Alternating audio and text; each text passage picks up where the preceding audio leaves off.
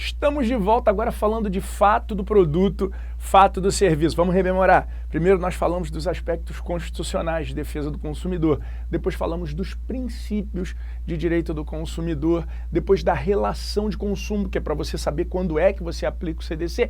E finalmente, os direitos básicos dos consumidores. Com essa base, agora a gente precisa trabalhar com a parte prática da coisa. E o que é a parte prática da coisa? A diferença de vício para fato. Vício, aquela falha do bem de consumo, mas uma falha de pequena monta, uma falha que não tem uma repercussão, às vezes física, em relação ao consumidor, só que agora a gente vai para a barra pesada, que é quando você comprar um produto, quando você absorver um serviço e de repente um desses dois te apresentar uma falha tão grande que você possa ter uma lesão física, uma lesão psíquica ou algo do gênero. Então, vamos lá, diferença de vício para fato, já falamos. Vício, uma frustração de expectativa. Então, se eu comprei aquela televisão e ela não funciona direito, eu posso dizer que aquela televisão está viciada. Se ela explode e me fere, isso não é vício, isso é fato, e é esse papo que a gente vai bater a partir de agora. Bom, fato do produto, fato do serviço, o tratamento jurídico vai estar do artigo 12 até o artigo 17. Eu vou desenhar isso para vocês.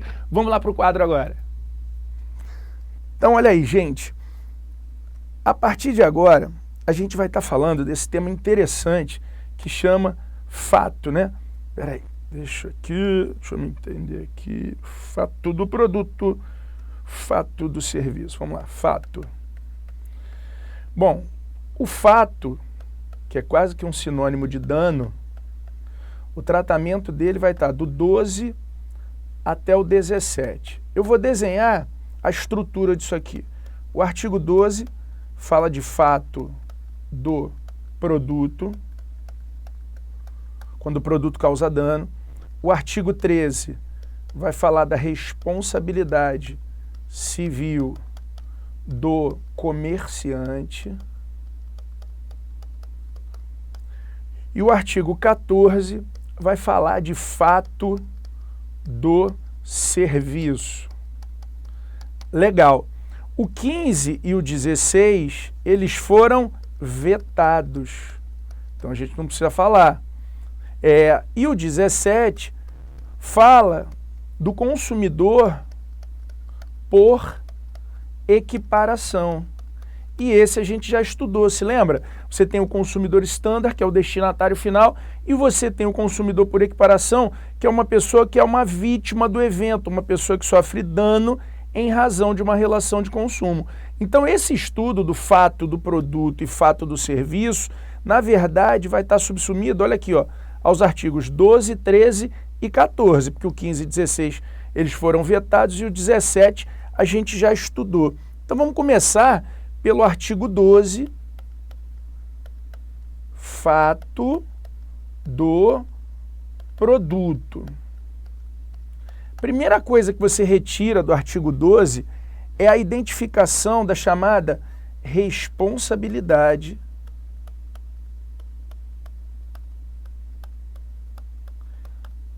objetiva.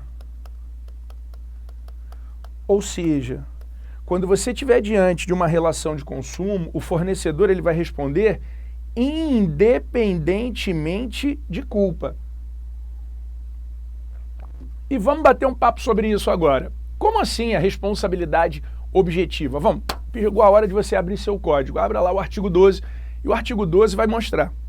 O fornecedor de produto responderá independentemente de culpa. O que é isso? Responder independentemente de culpa? O que é a responsabilidade objetiva, né? Vocês sabem, nós temos a responsabilidade subjetiva, em que uma pessoa prova a culpa da outra. Vamos supor que eu avancei o sinal e bati no seu carro. Eu provo que você estava errado, você prova que eu estava errado, quem fizer a melhor prova é que leva essa demanda. Ponto.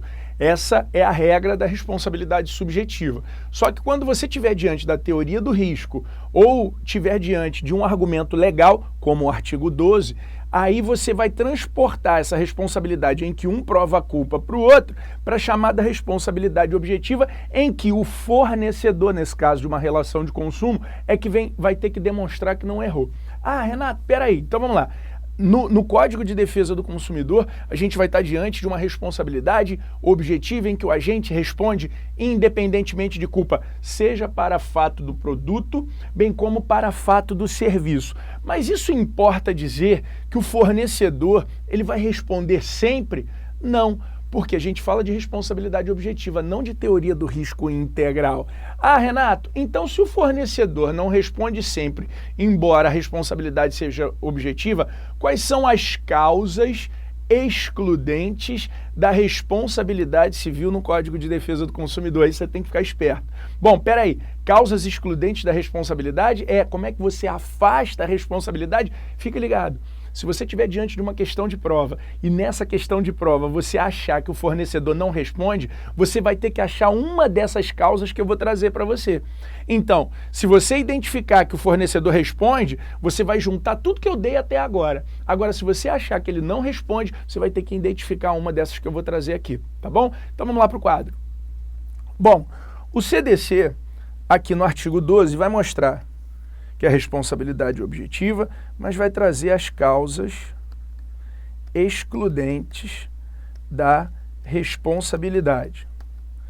Ok, Renato, quais são as causas excludentes da responsabilidade civil? Primeira delas, quando o fornecedor comprovar que não colocou o produto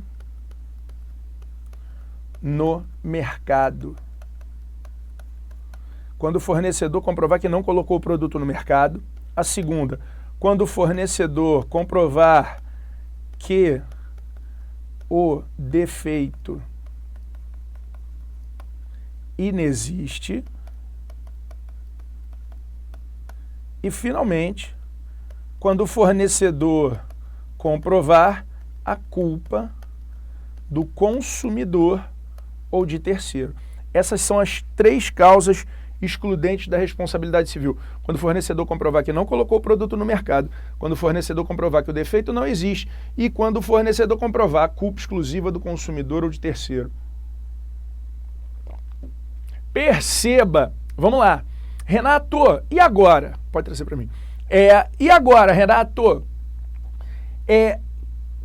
Por que você fez questão de repetir por 3 vezes quando o fornecedor comprovar que não colocou o produto no mercado, quando o fornecedor comprovar que o defeito não existe, quando o fornecedor comprovar a culpa exclusiva do consumidor ou de terceiro? Para mostrar para vocês que quando você estiver diante de fato do produto, ou seja, quando um produto causar dano, no momento da produção de prova, se você interpretar de uma forma mais cuidadosa a norma, você vai chegar à conclusão que nós estaremos diante de uma inversão op legis. Se lembra que eu falei que existe a inversão op iudicis, que o juiz poderá inverter o ônus da prova quando a alegação for verossímil ou o consumidor for hipossuficiente. E tem a op legis, que se dá por força da lei, que eu falei da hipótese de publicidade. Olha, se for publicidade, a inversão é op legis. Pronto. Eu estou trazendo mais uma modalidade de inversão op legis, que é a hipótese de fato do produto ou fato do serviço.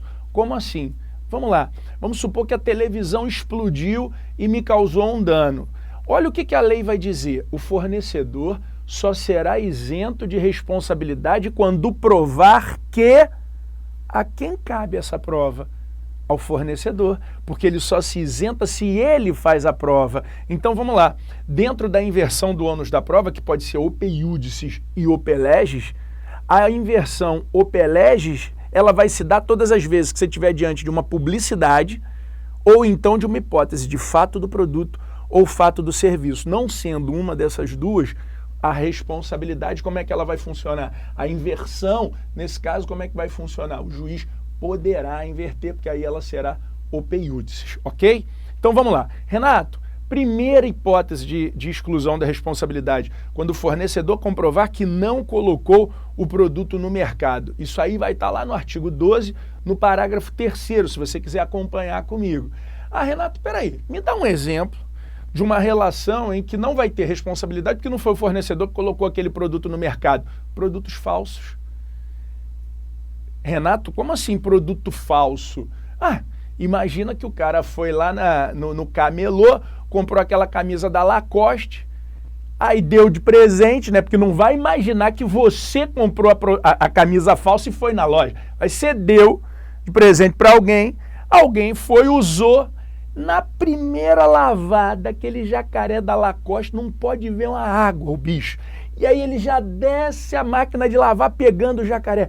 Vai, pomba rola, vai embora. Aí a pessoa que foi presenteada pega aquela camisa de jacarezada, olha para ali e fala assim, ué, vai lá no shopping e fala pro vendedor, olha aqui, ó, o jacaré fugiu.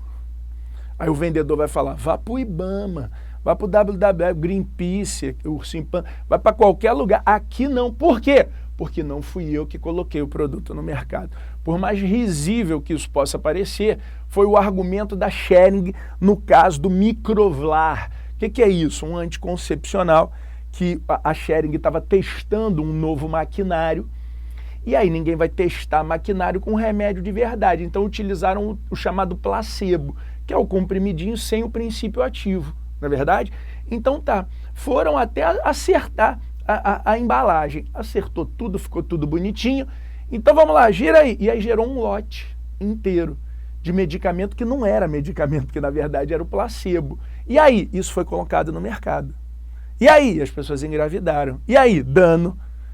Aí a pessoa no outro dia para mim, mas para Renato, dizer que o ser mais sublime que o homem pode colocar na terra, que é uma criança, causa dano. Aí eu falei para ele, ó, logo se vê que tu não tem filho. Se tu tivesse dano moral, não sei, mas dano material pesado causa. Ah, Renato, peraí. Então vamos lá. Então, o que a Schering disse? Nós fomos roubados. Esse lote foi roubado. Então não fomos nós que colocamos o produto no mercado. Aí você deve estar falando assim, mas Renato, que argumento esdrúxulo, não é não? Muito técnico, sabe por quê? Porque se eles só podem falar que não colocaram o produto no mercado, que o defeito não existe e que a culpa é do consumidor ou de terceiro, o que mais eles poderiam falar? Eles poderiam dizer, olha, eu fiz um lote de remédio que não tem o princípio ativo. Teve defeito? Teve. Então, se ele argumenta isso, perde. A culpa do consumidor, dá para argumentar isso? Não, a culpa é toda dele. Então, a única coisa que ele podia falar é que não colocou o produto no mercado. Essa foi a tentativa de se esquivar de responsabilidade. Uma primeira causa de exclusão. Por óbvio que aí é aquele dever de guarda que o fornecedor tem, e aí eles responderam civilmente por essa ineficiência na prestação de serviço e no fornecimento daquele produto. Legal? Então tá bom. Primeira causa excludente, quando comprovar que o defeito não existe. Um exemplo disso é o produto falso. Segunda causa excludente. Renato, qual é a segunda causa excludente? Quando o fornecedor comprovar que que não colocou o produto no mercado. Segundo, que o defeito não existe. Renato, quando é que eu vou dizer que um produto tem defeito quando ele não tem defeito? Às vezes a falha de manuseio. Como é que é, Renato? Falha de manuseio? É. Ou então, os eletroeletrônicos, um exemplo disso. Os eletroeletrônicos, a utilização está tão complexa que às vezes você imagina que aquele produto tem uma falha, quando na verdade ele não tem uma falha. Ah, Renato, me mostra isso aí. Como é que isso aí acontece? Aí, perceba, assim que lançaram o iPad, né, aquele iPad 1, né, eu comprei. Um amigo meu ia para o exterior, coisa e tal, pedi para ele, ele trouxe. Tá bom, e eu fui usando, fiquei encantado com o produto, tá, não sei o quê. Aí, de repente, acabou a bateria, mas acabou de arregaçar mesmo, acabou tudo, né? E aí, eu não sabia disso, né? Olha a pobreza do espírito. Acabou a bateria, eu falei assim, já sei, vou dar uma carga de 24 horas, antigamente tinha esse negócio, né? Deixa carregando direto. Deixei carregando. E aí, no dia seguinte, eu fui pegar e não ligava. Aí eu falei, porra, olha aí, logo se vê, tá vendo só? Eu acabei de comprar o negócio já quebrou. Aí, porra, nada de funcionar, levei pra loja. Aí virei pro cara da loja e falei, olha, cara, descarregou tudo, já deu uma carga de 24 horas e não volta a funcionar. Aí ele falou assim, ah, não, cara, é que zerou tanto a bateria que resetou a máquina. Então o que você tem que fazer agora? Você tem que apertar esse botão, apertar essa tecla inteligente aqui, e aí ele mal apertou os dois botõezinhos em conjunto, ao invés de ser só o start, ele apertou os dois, aí na tela apareceu uma maçãzinha assim, ó, tum, e o negócio voltou a funcionar. Você já pensou se eu entro com um processo contra a Apple? A Apple ia dizer, o defeito não existe, o problema está entre a cadeira e o teclado, entendeu? Ali digitando, baixando as informações. E isso é muito comum de acontecer também. Então, primeiro, quando comprovar que não colocou o produto no mercado, a primeira causa excludente. A segunda causa excludente, quando comprovar que o defeito não existe. Qual é a terceira causa excludente? A culpa exclusiva do consumidor ou de terceiro. Aí a imbecilidade do afegão médio, né? O cara vai lá, vai tentar usar não sei o quê. Olha essa, um aluno um dia vira para mim e fala assim, professor, olha, a patroa pediu para eu tirar uma tainha do congelador. Eu falei, como é que é, velho? Assim, vamos tentar entender melhor. Final de semana, a mulher resolve fazer uma comida. Aí vira para o marido e fala assim, ó, vamos fazer aquele peixe que tem lá na geladeira? E o peixe era uma tainha. E aí o peixe estava no fundo da geladeira. Mas o que aconteceu? A geladeira estava... Você já passou por essa experiência de ir acumulando gelo no congelador? Foi acumulando gelo no congelador, acumulando, e ficou só um buraquinho assim. E a porta não conseguia mais fechar. Na hora que ele foi tentar pegar o peixe, na hora que ele foi tentar pegar a tainha, como a tainha estava congelada, ela não saía por aquele buraco que tinha. Aí ele não pensou duas vezes, né? Até falou para mim, professor, não pensei duas vezes. Fui na gaveta, peguei uma faca, aí eu já fiquei esperando pelo pior, mas vejam só, vou falar como ele falou, depois eu falo em slow motion. Aí ele fala para mim, professor, eu peguei a faca, olhei, aí que eu dei a facada, eu furei lá trempa. Eu falei, como é que é? Como é que é o negócio? Slow motion. Aí que eu dei a facada, furei-lhe, que deve ser para rimar com dele, a trempe. Aí eu falei, porra é essa, porra? De trempe, ele é a serpentina, professor. Estragou tudo, perdi a tainha, o baca arrebentou com tudo. Aí eu falei, tá, tudo bem, mas o que você quer perguntar a ele? Posso acionar a Brastemp? Eu falei, não, Paulo. Ele falou, por quê? Eu falei, culpa exclusiva do consumidor. Quer dizer, surgem muitas situações em que a falha no momento da utilização produz uma lesão. Eu estava vendo no outro dia uma aluna que falou para mim, professor, eu sempre pegava essas latas de leite moça, né, botava na panela de pressão para fazer doce de leite. Aí eu falei, e aí? Pô, tu não sabe o que aconteceu no outro dia. Eu falei, o quê?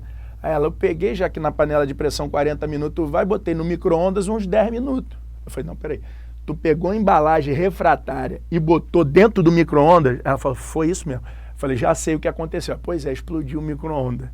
Mas, pô, ninguém nunca avisou que não podia botar. Eu falei, ah, filha, peraí. Tu me bota uma lata de leite condensado, 10 minutos, potência máxima no micro-ondas, explodiu tudo. Vai responsabilizar o fornecedor? Não. Por quê? Porque isso é culpa exclusiva do consumidor. Então, quais são as causas excludentes da responsabilidade civil, embora a responsabilidade ela seja objetiva? Primeiro, quando comprovar que não colocou o produto no mercado. Segundo, quando comprovar que o defeito não existe. Terceiro, quando comprovar culpa exclusiva do consumidor e de terceiro. Aí o Paulão, lá da faca, né, do freezer, falou para mim assim, mas Renato, e culpa exclusiva de terceiro? Eu falei, tu e teu cunhado. Tu segurou a geladeira e teu cunhado. A Niki que deu-lhe a facada, furou-lhe a trempe. Entendeu? Então vem cá, Renato, essas são as causas? Sim. E caso fortuito e força maior, hein? Será que caso fortuito e força maior entram como causas excludentes da responsabilidade civil? Por óbvio que sim. Caso fortuito e força maior são modalidades universais de exclusão da responsabilidade civil. Só que você deve estar se perguntando assim, Renato, dá para rememorar comigo a diferença de caso fortuito para força maior? Porque às vezes eu leio um livro, ele diz uma coisa, leio outro, diz outra coisa. Que nem aquela história assim, caso fortuito, é aquele fato do homem, força maior é o negócio da natureza, né? Uma coisa assim. Aí tu lê outro livro e fala assim, caso fortuito é o negócio da natureza. Gente, de uma vez por todas, força maior não é um orixá, não é algo assim, não. Preste atenção e nunca mais você vai esquecer isso. Caso fortuito é aquele acontecimento imprevisível. E porque é imprevisível, ele é inevitável. Eu repito, caso fortuito é aquele acontecimento imprevisível. E porque é imprevisível, ele é inevitável. Ok? Anotou isso? Agora vem para a força maior. Força maior é aquele acontecimento absolutamente inevitável, ainda que previsível. Eu repito, força maior é aquele acontecimento absolutamente inevitável, ainda que previsível. Ou seja, O que vai diferir o caso fortuito da força maior? A pedra de toque do caso fortuito está na imprevisibilidade. Se eu pudesse prever, eu poderia evitar. A pedra de toque da força maior está na inevitabilidade. Ainda que eu pudesse prever, nada eu poderia fazer. Então, assim, você vai atrair essas duas modalidades para uma das formas de exclusão da responsabilidade civil. Então, eu vou ter o seguinte: quando eu comprovar que não coloquei o produto no mercado, quando comprovar que o defeito não existe, quando comprovar a culpa exclusiva do consumidor ou de terceiro, caso fortuito e força maior, beleza? Então, vou fazer o seguinte, vamos encerrar esse bloco, voltamos aqui falando muito mais sobre a nossa matéria.